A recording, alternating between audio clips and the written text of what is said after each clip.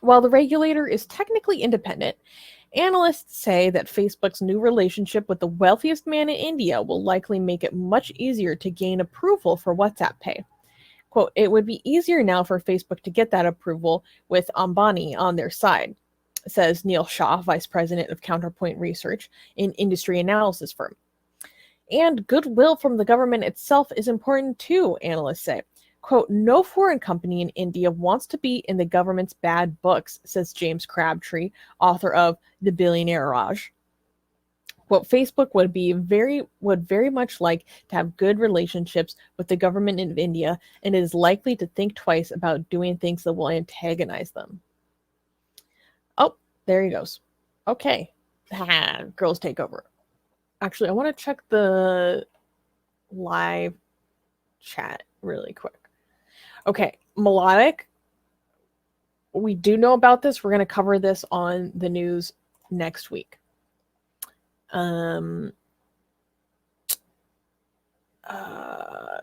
Anything else?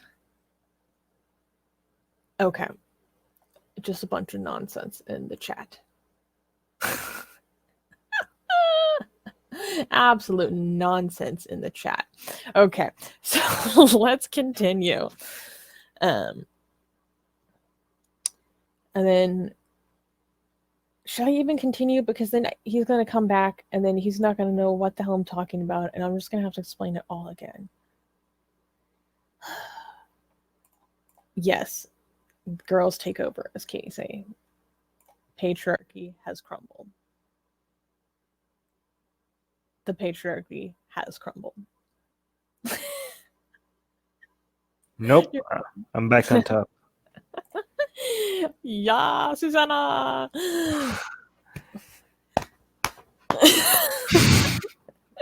What is? Oh, look at this. Look at this. Some people miss me. Man, and I thought I was needy. I thought I was codependent.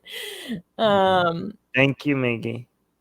So, exactly. So, let us continue.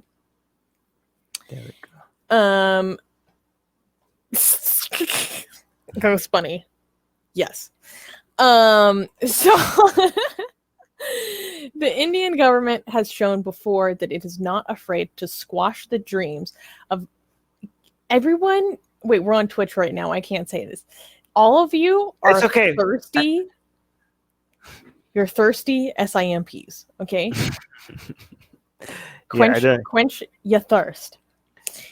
That's okay. I encourage it. Stop shaming my simps, Susanna. I don't shame your simps. Do I shame your simps? Stop saying this. I don't want us to lose our Twitch. I think Twitch got so much backlash for saying that that they didn't go through with it.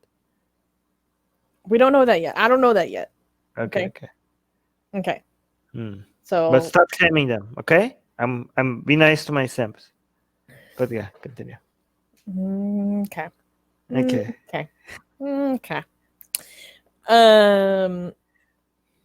So, the Indian government has shown before that it is not afraid to squash the dreams of foreign tech firms. In July, after a geopolitical spat with China, it banned dozens of Chinese apps, including TikTok and WeChat.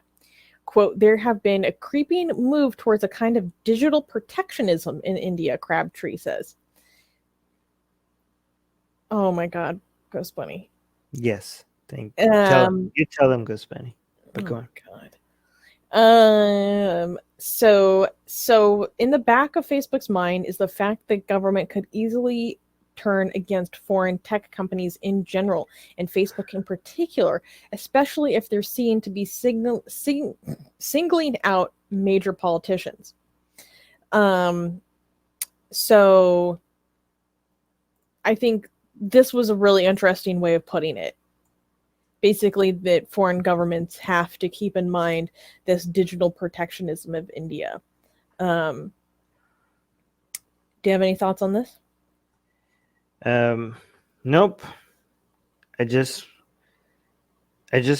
glad all of this is being shining light, and I can't wait to I just think this whole backlash is going to. I know Katie isn't optimistic in the short term.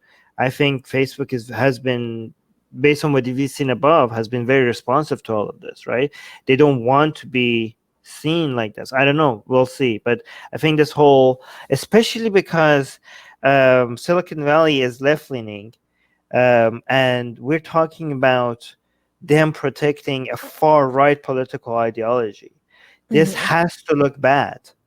I mean, as big as the Indian market is, I would think that they should be more concerned about how we should make it more devastating to them on how they look back home in the United States, right?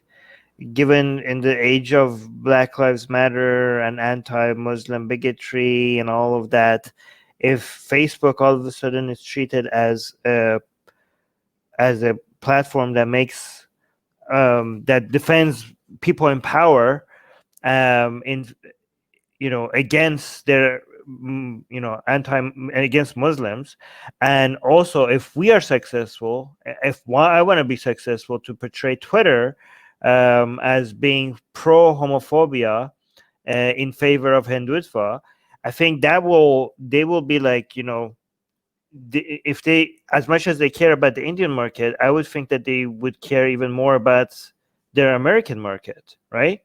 So this has to be a cost to them. So I'm hoping that there will be a backlash. Katie's saying, I hope you're right, Armin. Oh, Yeah, wait. I'm hoping. What? Swamp Mill is saying, I just opened your website yesterday and saw that it was banned. Yes, we are banned in India by the telecommunications agency. By But some. try using a different internet service provider, or try using a VPN. Yeah. Because but unfortunately, actually, fortunately, they're inept enough to not be able to ban us across the board. So yet, yeah, some of India's major, not again, some people are idiots. We told everybody that we have been banned in India by some of the major ISPs, and some Hindutva butthurt people went and checked, and they were like, "Oh no, I have access to your website. Why are you lying?" So like, well, you're using a different ISP, you moron. But yeah, it's okay. anyways, so again, Facebook is trying to protect its interest against the threat of digital protectionism.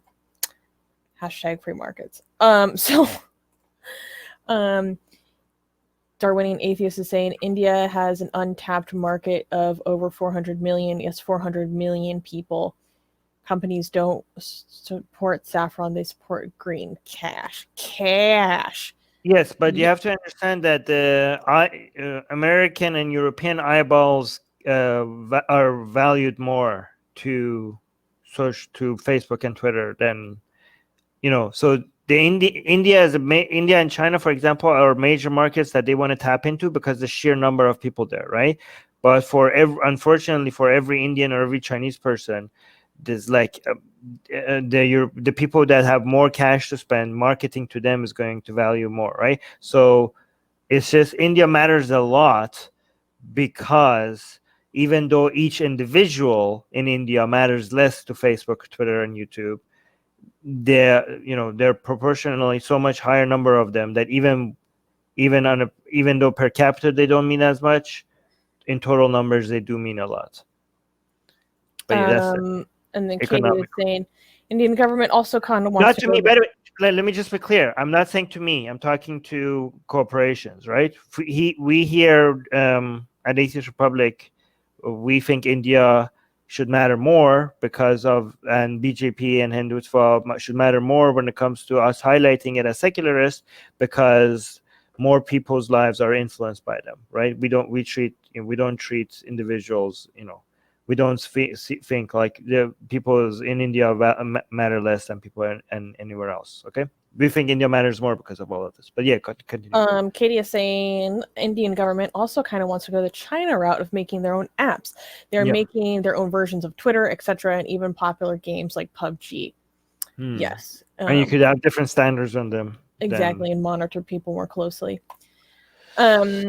They have direct control. Yay, authoritarianism. Yay, right-wing authoritarianism. Yeah, and this is not us exaggerating authoritarianism, because when you have Facebook and Twitter community guidelines, those are private organizations and they get to do whatever they want on the platforms, and that's not what we mean by authoritarianism.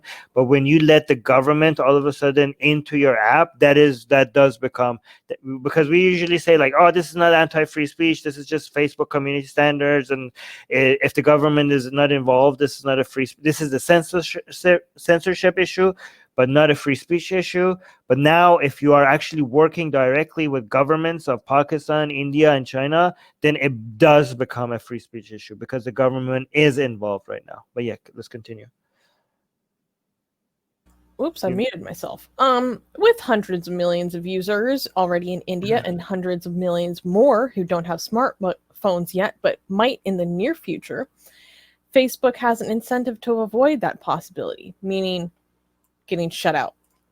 Facebook has said in the past that it has no business interest in allowing hate speech on its platform, says Chumai Arun, resident fellow at Yale Law School who studies the regulation of tech platforms. It's evident from what's going on in India that this is not entirely true. It's not entirely true that they have no business interest in allowing hate. They're like, they do have business interest in that. Facebook says it is working hard to combat hate speech. We want to make it clear that we denounce hate in any form, said Mohan, Facebook's managing director in India, in his August 21st blog post. Remember, that's what we talked about as just corporate speak earlier. We have removed and will continue to remove content posted by public figures in India when it violates our community standards. But scrubbing hate speech remains a daunting challenge for Facebook. At an employee meeting in June, Zuckerberg highlighted Mishra's February speech ahead of the Delhi riots without naming him as a clear example of a post that should be removed. So they're obviously acutely aware of what's going on in India. The original video of Mishra's speech, again, remember, this was the BJP lawmaker saying that certain group of individuals should be shot. So the original video of Mishra's speech was taken down shortly after it was uploaded. But another version of the video with more than 5,000 views and a long list of supportive comments underneath remained online for 6 months until Time flagged it to Facebook in August. So it's amazing how both Zuckerberg and Jack Dorsey seem to be against what's happening in their own companies, but they seem to be not be able to do much about it. Like, a lot of people underestimate how much other employees and top managers in a company have control that maybe the CEO has to submit to sometimes. And the CEO is trying to even openly say that they don't like this trend or that trend, but they can't. There seems to be a lot of competing powers within these organizations, right?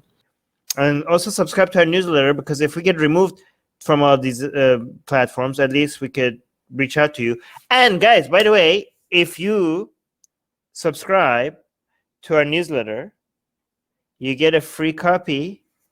Where's your copy, Susanna? Get it. We're doing promotion. You get a free. It's not even promotion. It's free. Okay, so if you subscribe to our newsletter, link in the description, you get a free copy of Why There's No God. Come on, I'm handing it out for free. Okay, it's a bestseller on Amazon, and you get it for free. So subscribe to our newsletter, and you get a free copy of Why There's No God sent to you. Link in the description.